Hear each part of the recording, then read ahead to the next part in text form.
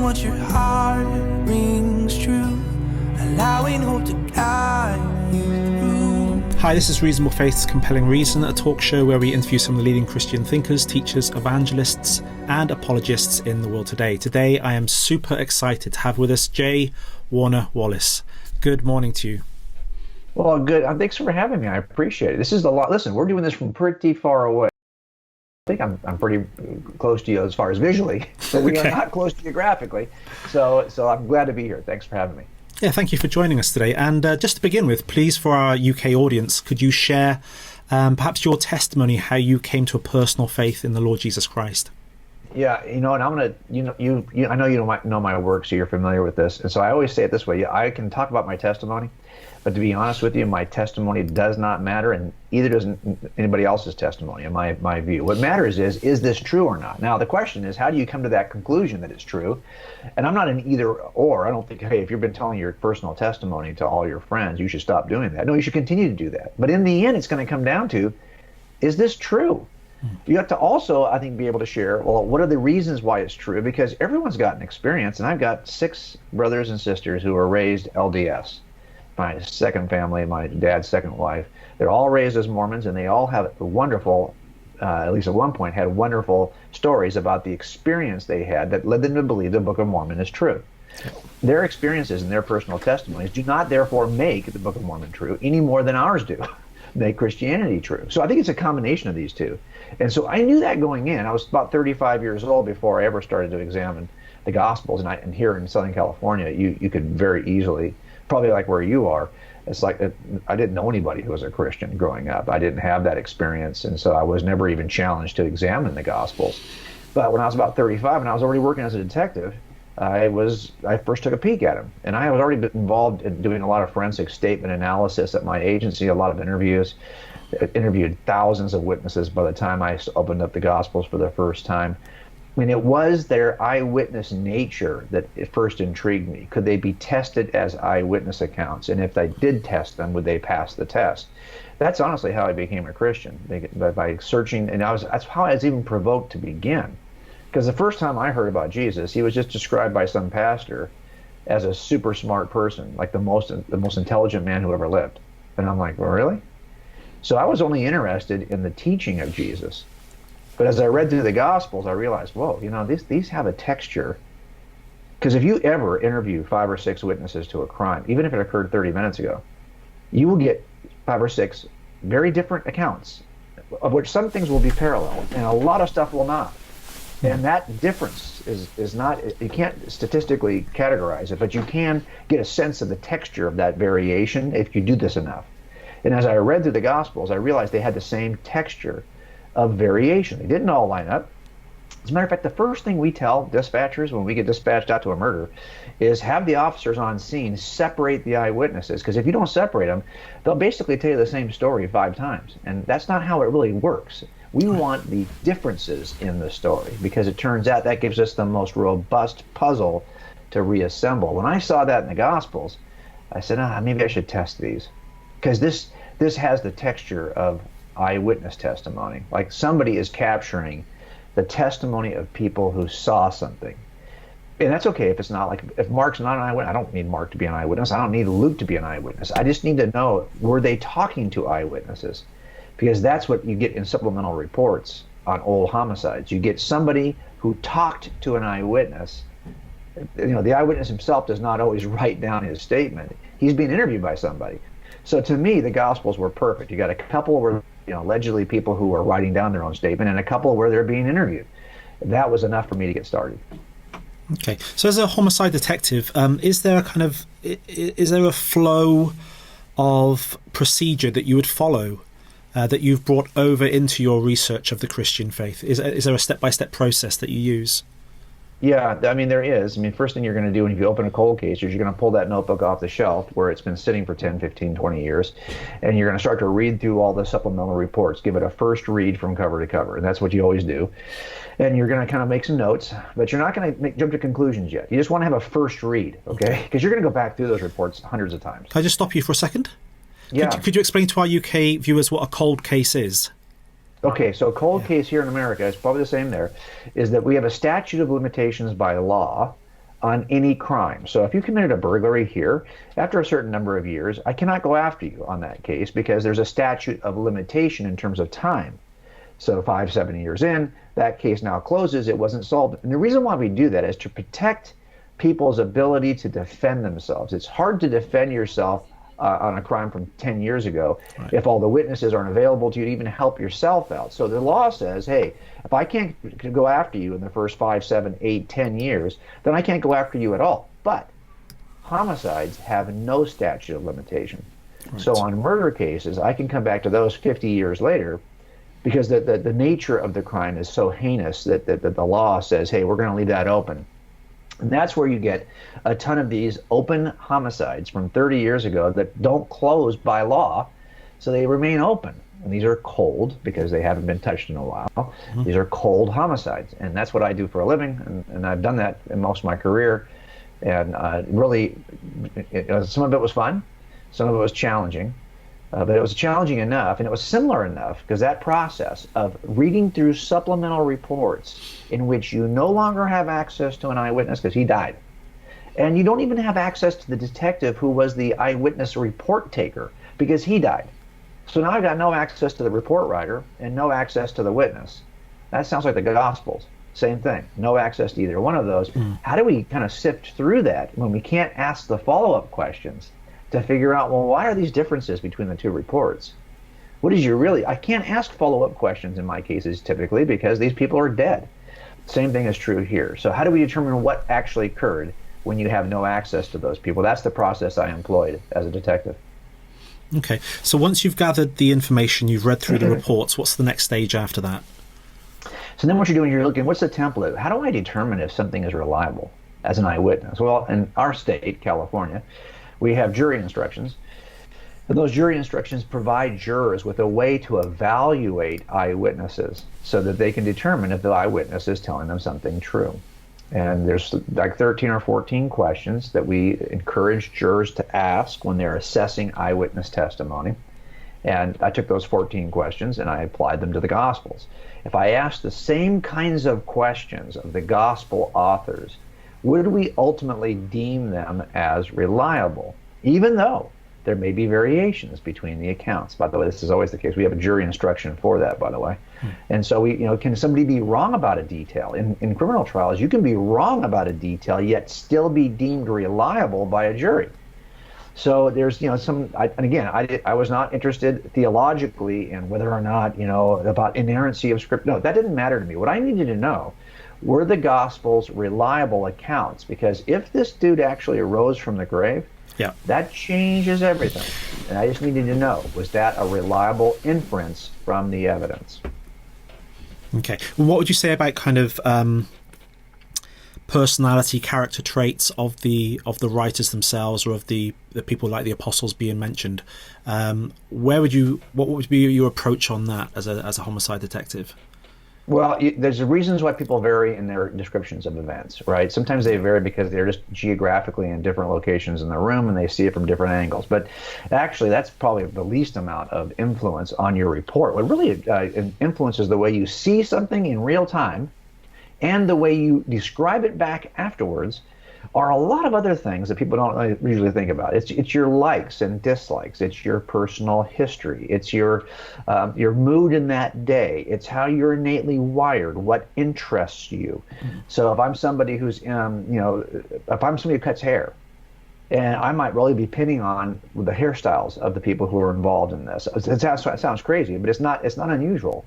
At least I'll have a better description of what that hairstyle is, because I'm constantly cutting hair. So I know if he's got a fade on the side, I might even mention that in my report, and somebody else doesn't mention it at all. What kind of hairstyle did he have? I don't even know. Or I mischaracterized the hairstyle because I'm not paying attention to that aspect of it. If you push some witnesses to provide you with the detail when that's not their wheelhouse, you will get an interesting result, right? Okay. So you just get these different perspectives, and it's those likes and dislikes, how you're innately wired. Those are the things that provide you with different context. This is why, to be honest, as a police officer today, I'm a little bit wary of body cams. I'm not. This is a crazy kind of an offshoot of what we're talking about, but I know that in real time, especially in a fight or flight situation, that you get such tunnel vision on what you see that even though the camera is going to capture the entire range of what can be seen, and you can watch it again and again and again and again, in real time, we have a tendency to focus in on the things that are either the biggest source of a threat or the most personal interest to us, or how we're wired. Those kinds of things matter. And so afterwards, if I watch that video, I can say, well, how could you not have seen that? Well, because in real time, I was focused on this. And it's hard to convince people that I should, how could you not see this? Because you're focused over here. But this is how we actually perceive reality in real time. Right. So I'm always a little bit afraid to say, well, look, I can't even get two witnesses to agree sometimes on what they think happened. So I'm not surprised then when one witness, being the camera, doesn't seem to agree with what he perceived in real time. And remember, we are only going to act and react based on what we perceive in real time, not even necessarily what's actually happening. So that might be captured by a camera. So I think this is true also of eyewitnesses, that any two eyewitnesses will focus on different things and also have a perception. So for example, if I'm just focused on the words that somebody says, whereas somebody else is focused on actions, well, then I might begin to misinterpret what was meant by the words, and I interpret a state of mind on the part of the person doing this, that the person is more focused on actions. He's not interpreting it that way because he's not even focused on the words. So I can misinterpret state of mind. So all of these things come into play. So I just always have those in the back of my mind when I'm assessing any set of accounts. Okay, coming back to the characters and personalities of the people mentioned in the Bible, such as the apostles, what is it about their testimony or the testimony of the authors that convinces you that the Gospels then are reliable? So in the four ways we test reliability, we just tested by way. Number one, is the witness really there to see what they said they saw? Because people sadly say they saw something when they weren't around, and you have to kind of make sure we test that, right? Because they have motives to kind of try to help you or try to persuade you about something that aren't necessarily based in truth. So that's the first one. Number two, can they be corroborated in some way, even though, remember, my cases don't usually have the benefit of video because they're old enough that there wasn't a cell phone in everyone's hand, there wasn't a hidden camera in every corner of the room. So those were usually not the kinds of cases that I worked. So you're looking for what I would call touch point corroboration. So for example, if somebody says they saw him jump over the counter, and I go back and find his palm print on the counter, well, that's going to at least have some touch point confirmation that he appears to have done what they said he did, although if they tell me what he wore or what he said as he was doing it, I can't capture that from the palm print. Right. I'm only going to get a piece of the overall account. And we would consider this corroborative, even though it only gives you a fraction of what they're saying occurred. So remember, corroborative evidence is simply going to give you fractions. It's just the nature of the business. Third, have they changed their story or they've been honest and accurate over time? And so if you get somebody who changes their story from 1970 to 2010, well, then you probably have a good reason to believe that they may not have been telling you the truth in 1970. They just can't remember the lie they told you, so they changed their story. And finally, do they possess a bias that would would motivate them to lie to me? And those biases are only in three categories ever. It's sex, money, power. Those are the only three things that cause any of us to do what we shouldn't do, so even to lie. So you can assess whether or not somebody is motivated to lie. It does not mean that, but if you find no motivation, that they're telling you the truth. That's another step, but it's 1/4 of the total puzzle. Is do they have a motivation to lie? So I tested the gospel authors based on those four principles to see if they would pass. Okay, so looking at number 2 and number 4 then, corroborative evidence and money, sex or power. Yes. Is there evidence outside of the Bible that confirms what the gospel accounts state? And looking at once again the characters and the personalities of the apostles, were they motivated by any of these three things? So when it comes to exterior corroborative written evidence, right? So we have some exterior corroborative tangent. Remember, there's two kinds of evidence, indirect and direct. So what we're looking for here are the kinds of indirect pieces of evidence, which, by the way, is 90% of all criminal trials are 100% indirect evidence. The only thing that counts as direct evidence is an eyewitness who can testify that what they saw. Everything else, DNA, fingerprints, all that stuff is indirect evidence, also known as circumstantial evidence. So we're going to build cases with indirect evidence. This is the nature of cases. By the way, the reason why most of those cases are indirect that go to trial is because if you have a case where you have living eyewitnesses who can come and testify, that dude's probably taking a plea offer. He's not going to trial. It's the ones who don't have those forms of evidence that take you to trial. So that's why we end up with a lot of those kinds of cases in trial. Sure. Now, back to this question. As far as corroborative evidence, yeah, there's a lot of external evidence. And here's the problem you have with it. A lot of people would argue that they do not want to accept what's external because it may have been written by a Christian author. Okay. So for example, we've got people like Tacitus and Thallus and people who are outside of the Christian writers, the church fathers, who will make claims. But even Celsus, for example, he is somebody who's not a Christian who's making claims about Christianity. Now, the reason, if you go on Wikipedia, you'll find that he appears to be it's considered a credible secular author. Interestingly, though, the only source we have for Celsus is on the pages of Origen's response to Celsus. We don't seem to kick that to the curb just because the Christian is debating with Celsus in this manuscript. So if you look at the voices, the non-Christian voices, you'd have to say that Celsus is a non-Christian voice early in history that confirms the claims of Christianity, even though that non-Christian voice is on the pages of a Christian source. So I separate those two things. If Celsus is widely assumed to be credible as a non-Christian source, now there'll be people who will say, well, yeah, but he's a non-Christian voice, but people will say, well, he's not on a non-Christian source. He's from a Christian source. Really? So now you're saying that when anyone says to me they need an external view of Jesus because they can't trust the four gospel authors because those are Christians. Really? I mean, think about that for a second. What are you really saying here? You're saying that, okay, so if I have somebody who witnesses a bank robbery, and then later on they say, yeah, I knew that guy from high school. I know that dude is Jim Wallace. I knew him from high school. You can say, well, wait a minute. So you're convinced that Jim Wallace is a bank robber? I can't use you as a source because you're already convinced that Jim Wallace is a bank robber. No. I didn't think he was a bank robber before I saw the bank robbery. I only thought he was a bank robber after I... So Matthew, who's a tax collector, who's not part of the discipleship of John the Baptist, and nobody even likes this guy, he comes in very late to the group. Well, then after a few years of being around Jesus, he's convinced that Jesus is the Messiah. He didn't start off thinking Jesus was a Messiah. He wasn't looking for a Messiah. He was a hated tax collector, okay? Yet now he's convinced that Jesus, but you won't count his testimony? Well, if you're looking for somebody who was not a believer, who became a believer or became convinced on the basis of the evidence, that's Matthew. Well, why won't you accept his testimony? Because he's now a believer. That's stupid. That's like, okay, so how about this? Let's test these guys, even though they are believers, to see if they're credible. Yeah. Rather than say, I cannot accept a source that's a Christian. It's like saying, well, I can't accept an American who's writing about a history. He's an American. I need somebody who's got no idea about American history. That's the only source I can trust? Yeah. This doesn't Makes seem sense.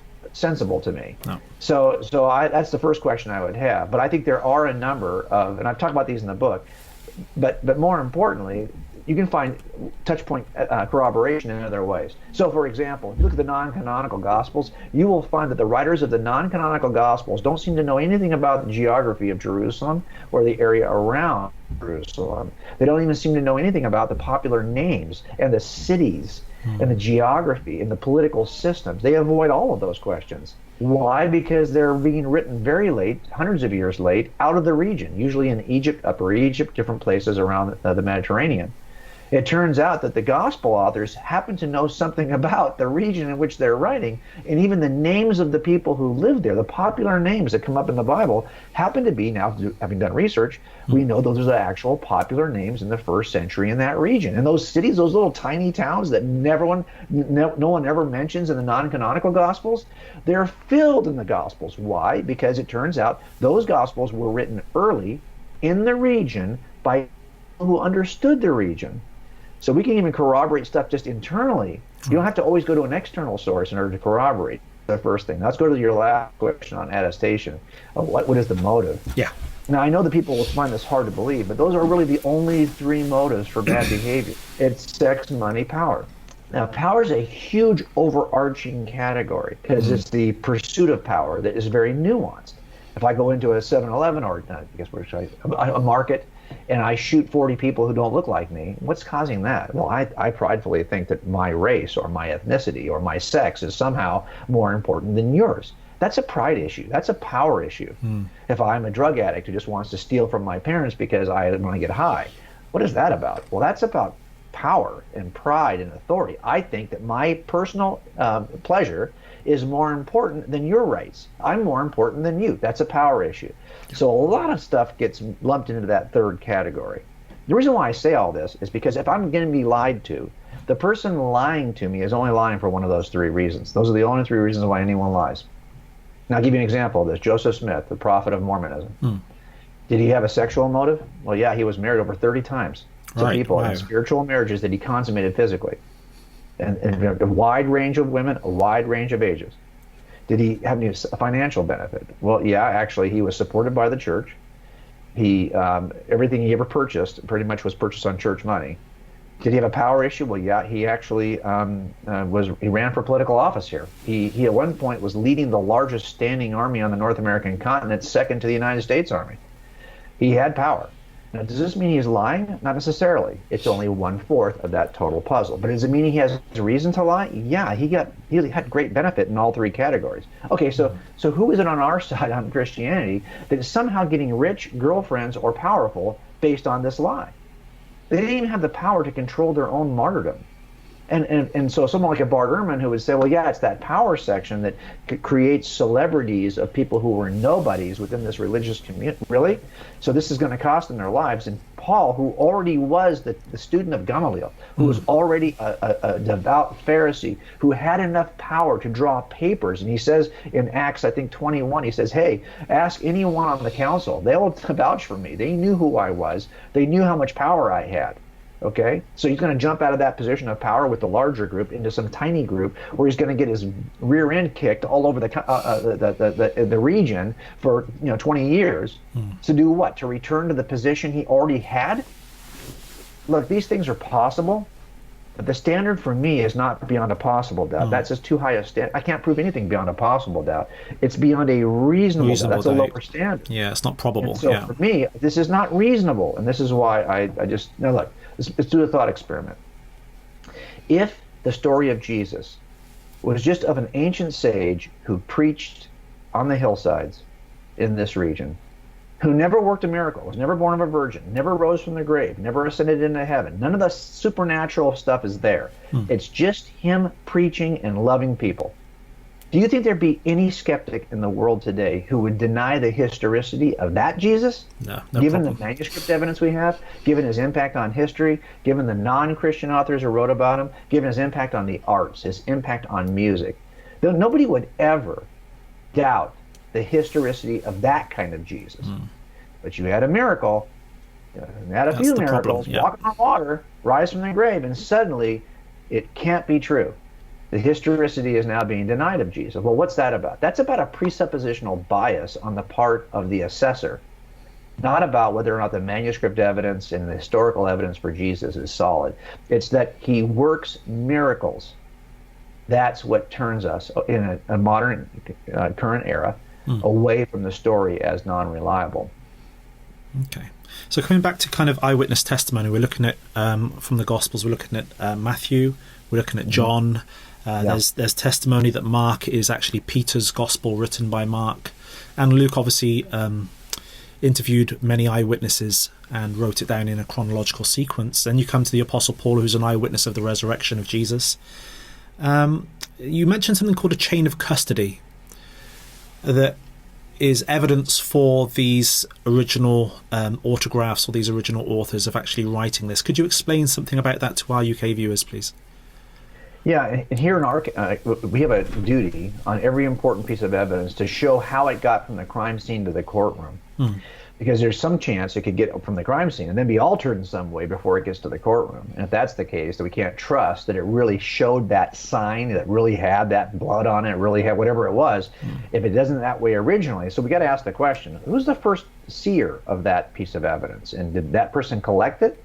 And if he collected it, where did it go next? Who picked it up next? Who touched it next? Who assessed it next? How did it travel through history from the time of the actual crime scene to the point at which we get it into a courtroom? Yep. And each person who touches that piece of evidence over that period of time is like a link in the chain. And that's why we call this the chain of custody. It connects the past to the present. So that's a question we have to ask for every significant piece of evidence, especially if you suspect that something has been tampered with. We have a Netflix has got a series called Making of a Murderer. And if everyone's ever seen it, it's pretty famous. Really, one of the questions is, was the evidence tampered with? Did somebody pull it out of property and take the blood out and plant it somewhere else? This kind of thing is always, it's also good for fiction, too. You see it in a lot of fictional accounts as well. So the question is, did something happen like this with the story of Jesus? There's some simple version, like we talked about, of just the preaching Jesus of Nazareth. And then over time, slight modifications are made to the story of Jesus until by the end, he is the Christ of Christianity. In other words, he's just tampered with over time, becoming legendary as time passes. What we could do is take the same approach we do with the chain of custody. Like, who's the first claimant? And then who does that person give the information to? So, for example, John, who makes a lot of spectacular claims related to the deity of Christ, who does he give those claims to? If you're saying that, hey, the first versions of Jesus were not supernatural like we see today, they were less supernatural in some way, well, you could ask the question, okay, who's John giving this information to? Well, he's giving it to Polycarp, Papias, and Ignatius. Those are the people in history that have been most identified as the students of John. Well, it turns out we've got some written information from those people in which they are referring what they learned from John to others. They're actually communicating this to others. They've got a student named Irenaeus who's got a student named Hippolytus. And you can do this through history, from the actual eyewitnesses to the people to whom they gave this. I do this 4 times in Cold Case Christianity, just to show people, or 3 times actually, to show people what is the chain of custody from the alleged eyewitnesses to the point at which it makes it into the canon. And does the story of Jesus change, or is he just as supernatural early as he is late in the chain? And it turns out he is every bit as supernatural. Now, you could still argue it's a lie, but you can't argue the story's been changed over time, because every marker we could look at through history, he doesn't become more supernatural. The virgin birth, you think, well, it's missing from Mark, and if Mark's one of the earliest accounts, well, it's also missing from John, and John's the last account. So I don't think the missing virgin birth is going to... The question is, why would I leave it out? But it turns out that claim is in the very first set of students of the eyewitnesses affirm the virgin birth. Why? So that claim was very early. Now, you could argue that is not true, but you can't argue it's added 100 years later. And remember, if you want to lie about Jesus, the best thing you can do is just wait till everyone who knows the truth is dead. Then you can say anything you want.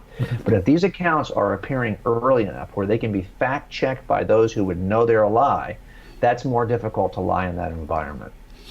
Okay, so you mentioned there about miracles of Jesus, and there are many kind of what some people would consider very outlandish claims, i.e. the resurrection, Jonah and the whale, or the huge fish, talking donkeys, talking snakes. How are we supposed to take this today? Are we supposed to take this literally?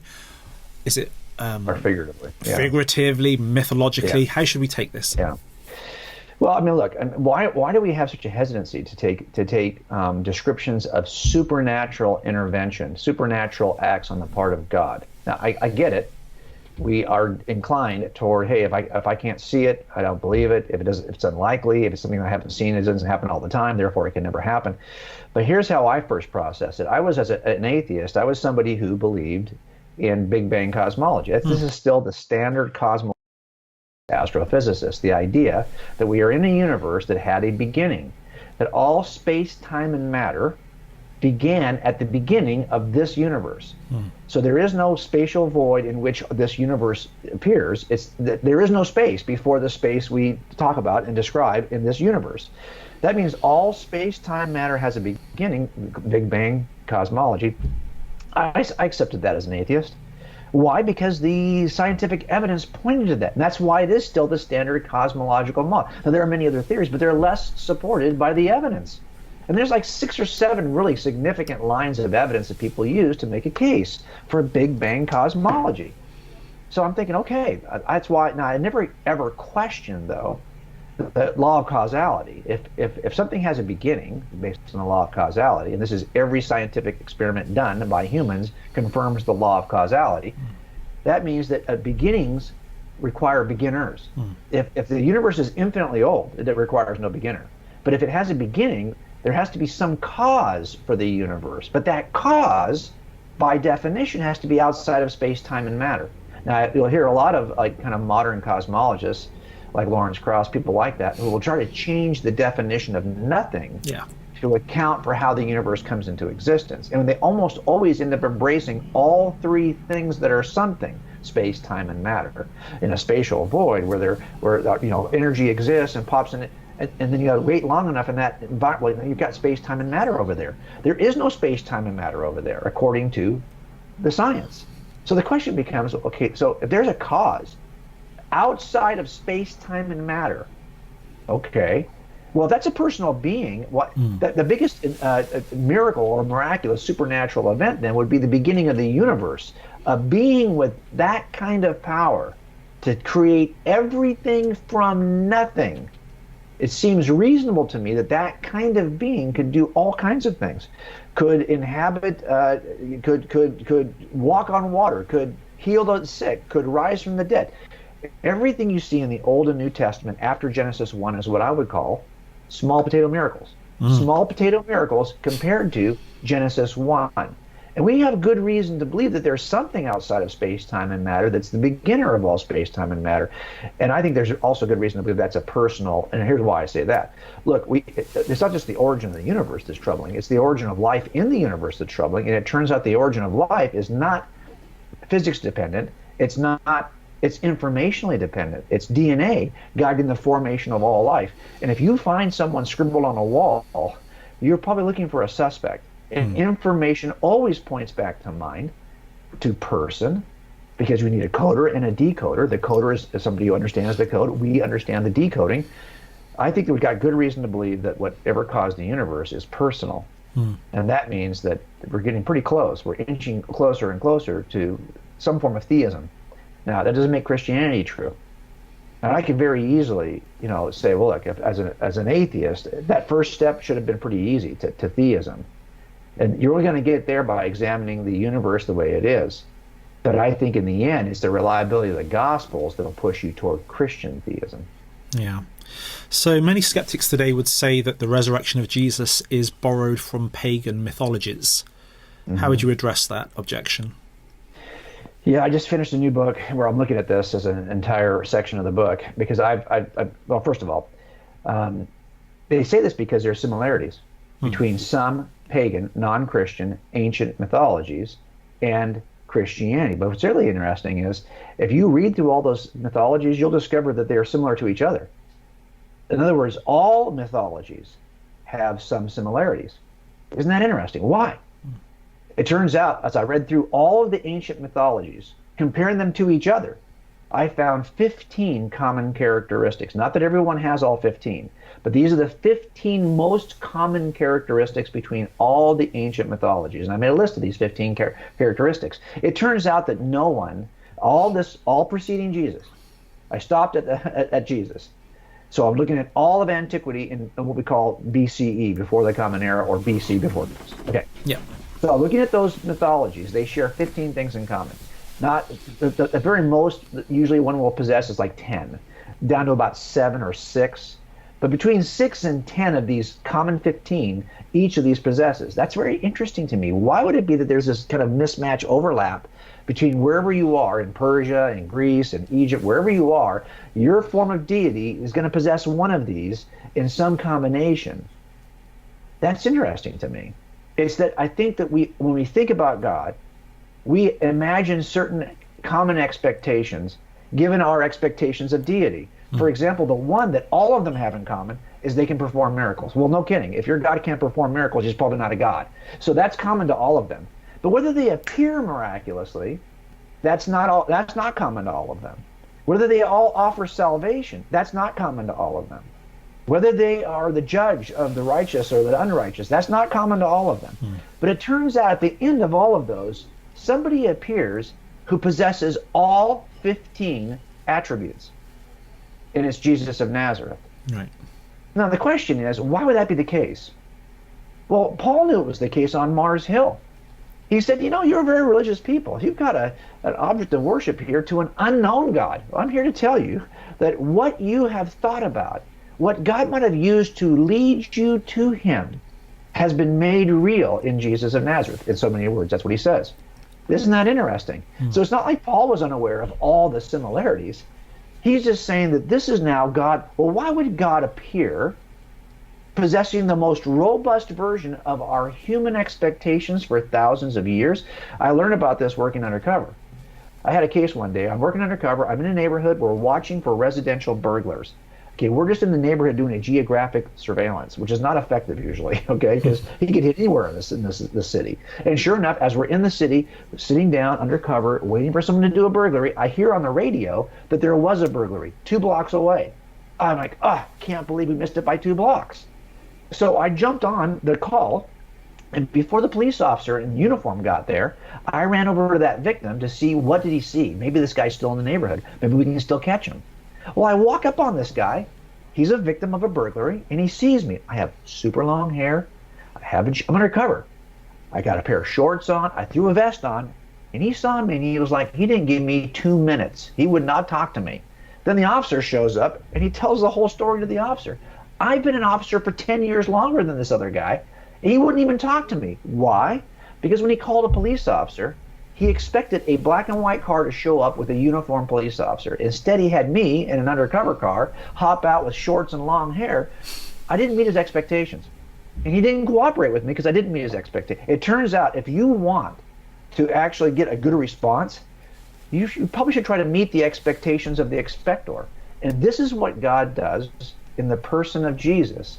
He meets the expectations of humans for thousands of years who have been thinking about God, yet have only kind of given a percentage. Every God that you see in mythology is only a percentage of the God who appears then and proves his deity in real time. And by the way, these folks believed on those ancient gods when none of them had a first-hand experience with any of them. Right.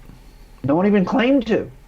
Yet here we've got someone who shows up, who has contact with humans, who are actually able to write about him as witnesses, and he meets the expectations of every ancient that preceded him. To me, those similarities between the ancient mythologies and Jesus are not an evidence against Jesus. They're an evidence for Jesus as the God of the universe. That's incredible. That's really an amazing answer. Thank you so much. In closing today then, please could you share with our UK viewers how they could start a personal relationship with God?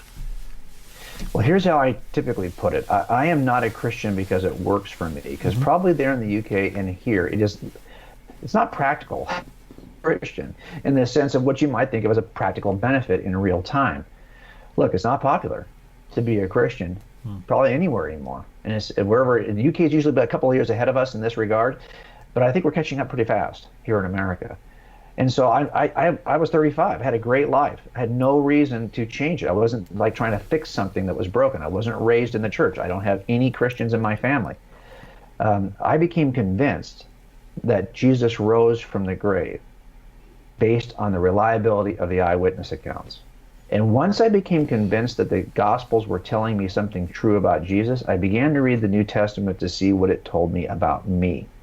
Look, folks, if we only are looking at a good God here, well, then I should be able to hang out with him because I've had good days.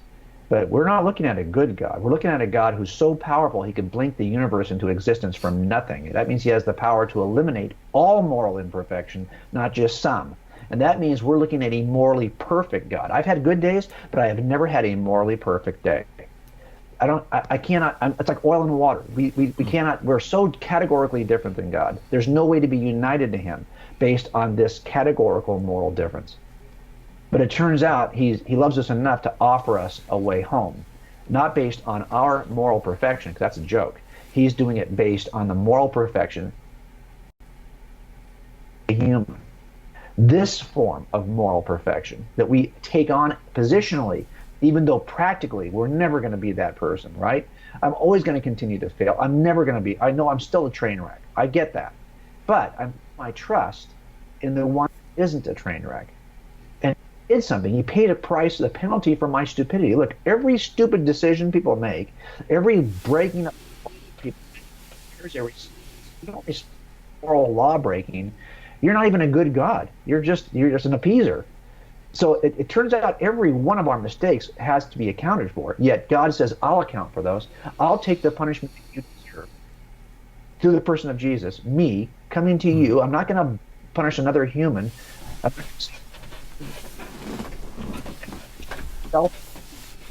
And that's the way that you can be united to me. You can begin this relationship with me because you're going to trust in what I did for you that makes you positionally perfect, even though you will practically never be perfect.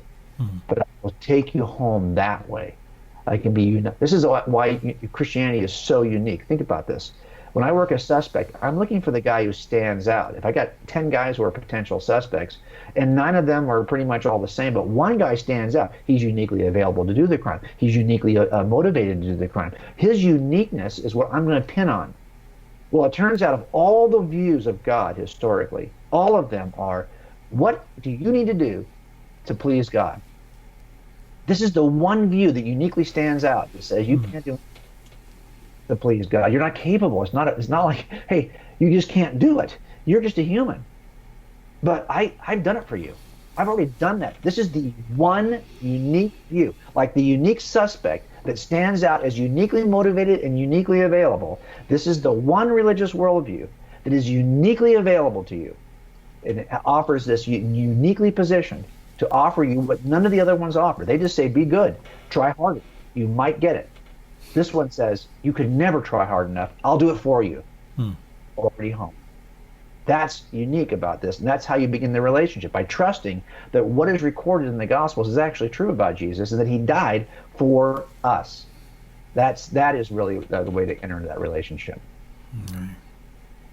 Well, thank you again so much for today. It's been an absolute feast of knowledge, information, evidence. Really, really enjoyed this discussion and interview. Just in closing, how could our viewers get a hold of your literature, your materials, your books? Where's the best place to find you? Well, I know that it's different when you're overseas. We have a website, though, that's international, right? You can just hop on to coldcasechristianity.com. And I always say it this way. Look, as an atheist, I never trusted Christians because I always felt like they were trying to sell me something. Now here I am years later as an author, but I'm not trying to sell you something. So I always say exhaust what we have for free. Then you can decide if it's worth it and a deeper dive. Of course, it's always best to deep dive into a subject by reading the hundreds of pages that are available. But there's a ton of free stuff available on our website. I just want to encourage you to use that first. It'll get you pretty far before you need to buy a book. But yes, our books are linked there, and I'm sure you can probably find them at all the Amazon sites globally. So I appreciate even asking that question. And I highly, of course, recommend your ministry as well. I've been watching your videos and reading your literature, and I absolutely think it's fantastic what you're doing. So I appreciate thank you so much, brother. Thanks for having me. I really appreciate it. Thank you. Hope we can do this again sometime. Yeah, for sure. Well, until next time, you've been watching Compelling Reason. I'm Paul Lyndon Birtwell. God bless.